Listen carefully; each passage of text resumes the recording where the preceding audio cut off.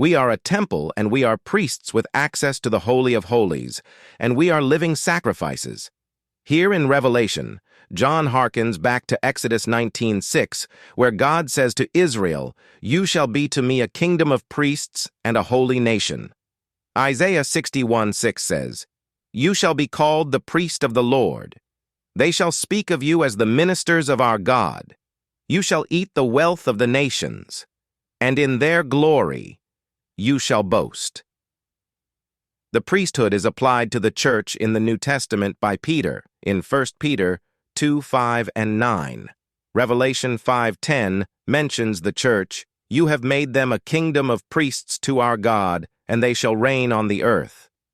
This goes counter to those who say the church is not mentioned in chapters 4 to 19 of Revelation. In the Old Testament, there was physical sacrifice and spiritual sacrifice. We are left with spiritual sacrifice now because Jesus was the perfect priest and perfect sacrifice.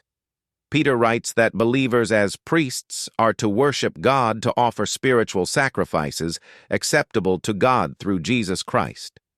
Other verses mention drawing near, having access, and being brought to God, so that we may declare the wonderful deeds of Him who called us out of darkness into His marvelous light. How do we as priests reign? Revelation 26 says, "We will be priests who reign with Him 1,000 years."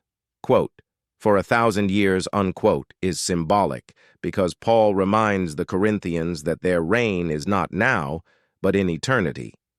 And he tells us that we will judge men and angels.